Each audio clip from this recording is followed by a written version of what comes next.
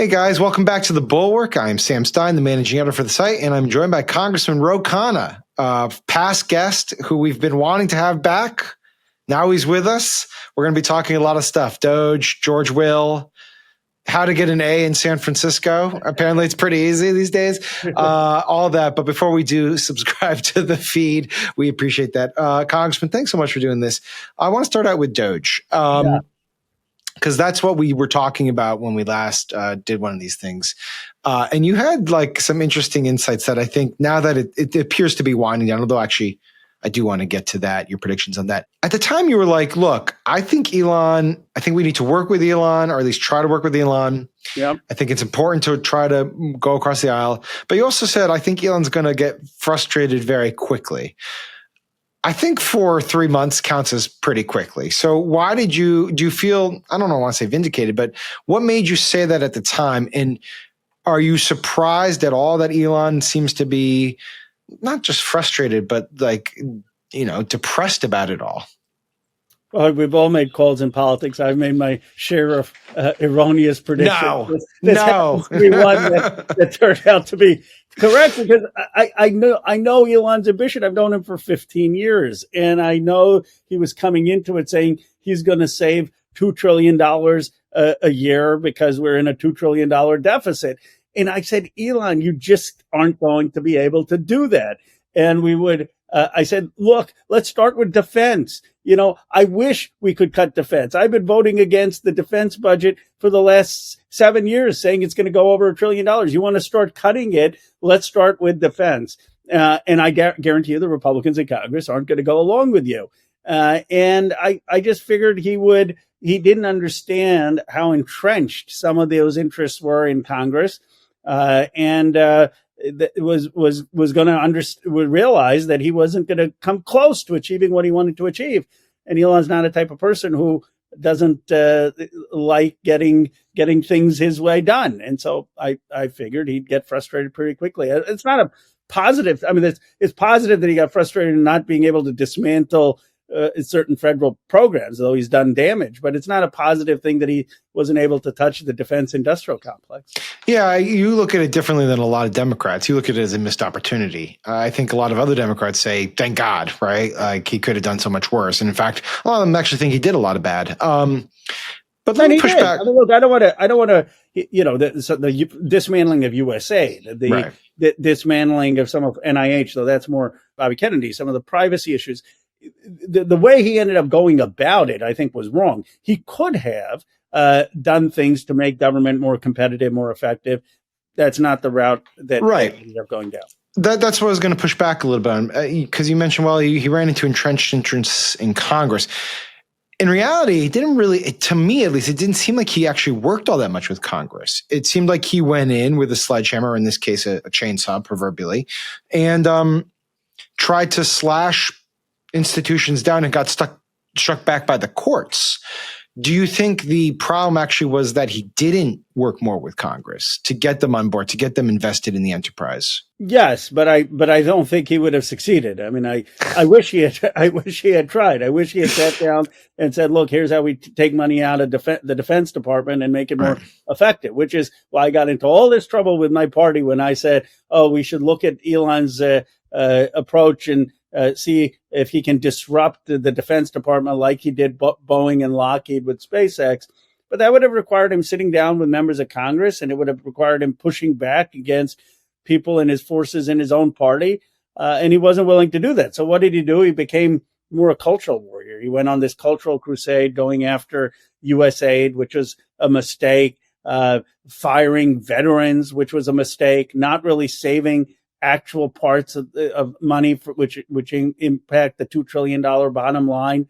And, he tarnished his reputation. I mean, he was someone who was universally liked by a lot of people in around this country. I mean, Democrats liked the guy. Many Democrats used to like the guy who put rockets up in space. And Obama helped make Elon Musk with Tesla and SpaceX. And then he came in and, there's this unelected billionaire who's firing veterans who've been in Iraq and Afghanistan, and Republicans were like, well, who is he? Why is he firing veterans? You, as one of the few people who had openness towards working with him, I just need to know, did you ever have any meaningful interactions with Doge up until now? Well, initially, I was going to set up a meeting with him and Vivek Ramaswamy, and I was going to get Bernie and Warren and try to get 25 people there.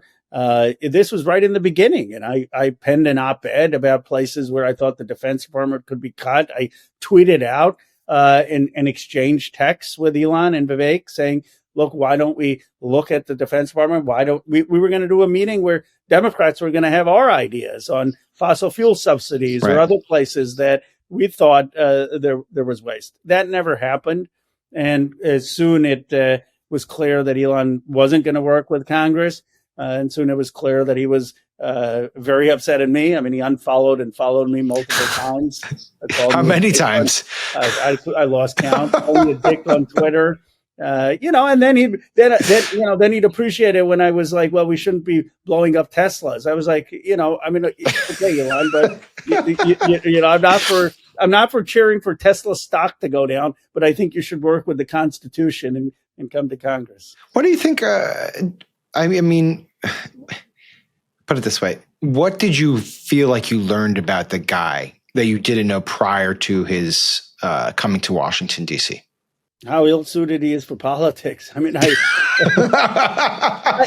I don't say that about Donald Trump. Like, I disagree with a lot of things about Donald Trump, but he's a very effective politician. I mean, I don't agree with his leadership, but if you heard a Trump rally, you see the effect he has on people. You'd be a fool to underestimate him as a politician.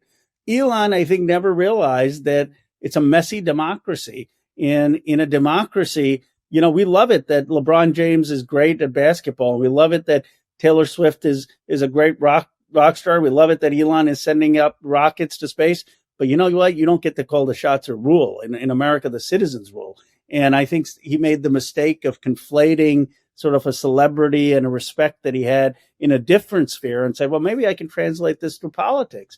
Donald Trump had to I disagree with him, but he campaigned for 4 years for the presidency. He survived 2 assassination attempts. Like, the American people want you to roll up your sleeves, get your hands dirty, and earn their votes. And I think Elon just didn't get that.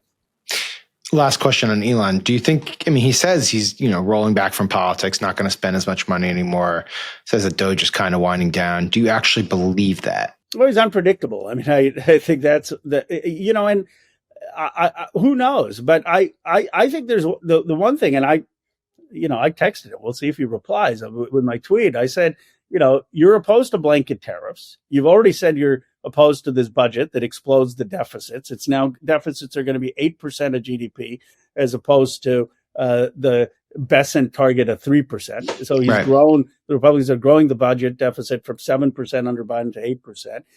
I'm sure you're opposed to the ban on international students. He was one. Yeah. So can you start to speak out? And I guess my view of politics, and maybe this is where I'm different than some of my Democrats, is I view politics as addition. I view it as you want to bring Elon back into the fold. I want to bring anyone who's going to get to our side, and I don't think anyone should just be written off completely. I think let's have as many people advocating for our policy. So if Elon's going to start to say, I don't like the fact that we're banning international students or having blanket tariffs or having deficit spending of the kind we are, that would be helpful in my view. Yeah. Well, we'll see. Let us know if he responds to your text. George Will has penned an op-ed in which your name is brought up it's kind of tongue in cheek, but he's talking about how conservatives have really become liberals. And what he means by that is they're statists, right? Like he's like, they're using the state to engineer all these outcomes that they want in education and the economy and so on and so forth. And he basically brings you up as he says young. You're 52. I don't know if that qualifies. 48. Don't just okay, sorry. My life. It's only in Washington where like they calculate like the next election cycle and that becomes your age.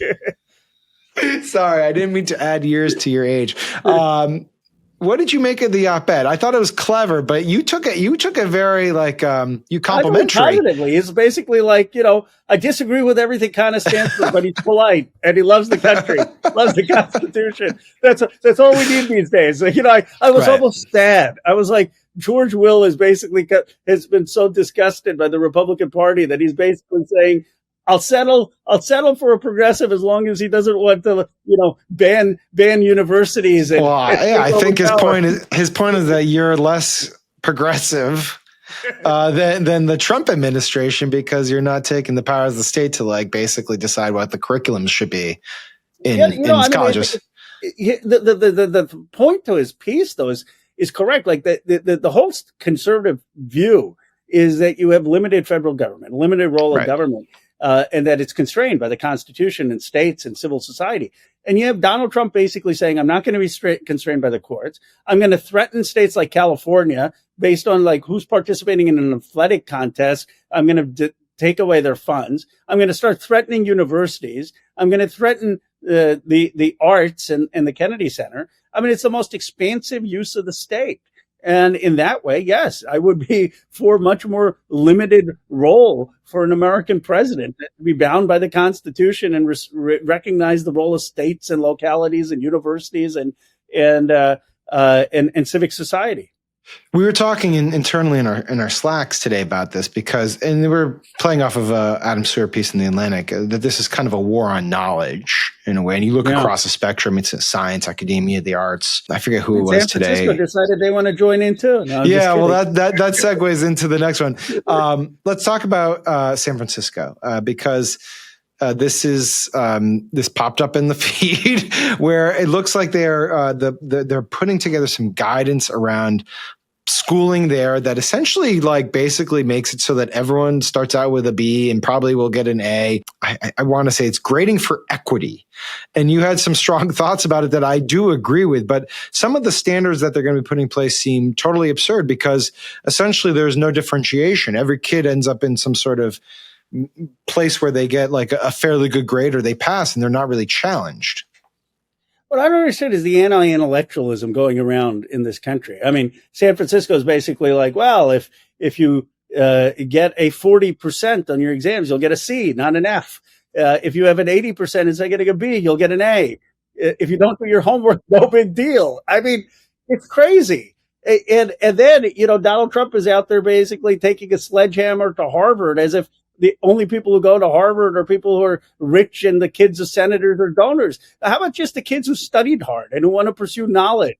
And why is it, I believe we owe a lot more to people who don't want to go to college on the skilled trades. But do we have to bash the people who want to help move the world forward in philosophy and literature and art and science? No. But you were pushed on this. I think this gets into which is the woke and weak frame of the Democratic Party. And this has now become a thing where Democrats and these focus groups look woke and weak, and you challenge Rahm Emanuel about it. But isn't this sort of why people think that when you have liberal cities whose school boards are saying, you know what, let's make sure that little Johnny doesn't feel offended if he gets a D and let's put it up to a B plus. There is certain to that suggests or connotes no, we're not comfortable hurting the feelings of the little kids. And that feels a little weak. But that's not the Democratic Party. You have Democrats like me saying you're crazy. It's a city that's kind of liberal. Let's be honest about it. Well, the city has done a lot of great things. It's creating AI. It's creating technology. No one's taking that away, but we're talking about the governance of the city itself, which is associated with liberalism. If you're going to say that there are excesses of local governance in that Democrats need to grapple with, I would say absolutely. I mean, we need to focus more on public safety. We need to focus more on actual solutions to homelessness, like Matt Mahan and the new mayor of San Jose and Dan Lurie are doing in San Francisco. We need to be for excellence and hard work. But, you can't say that that's become the Democratic Party. The Democratic Party at its core, in my view, is a party that believes in working folks having a shot and in making sure everyone has healthcare education to achieve the American dream. And that's That's the essence of our philosophy. Well, one way to get working folks a shot is to make sure that when they're 4 or 5, they all get A's. You got to start the ladder somewhere. All right, Congressman Ro Khanna, who always got his A's legitimately without great inflation. I had my share of non-A's. I had more A's than not, but it's all where I did. Yeah. All right. Well, thank you for joining us. I'm sure you were good. Most of people, most journalists are better students than politicians. And, it's got to. I don't know about that. I don't know about that. We'll see. Maybe we'll do some quiz show or something. Ro, thank you so much, man. Really appreciate it. If you get that text from Elon, let us know. Appreciate that. Thank you guys for watching on the YouTubes. Appreciate that too. Subscribe to the feed and we'll talk to you later.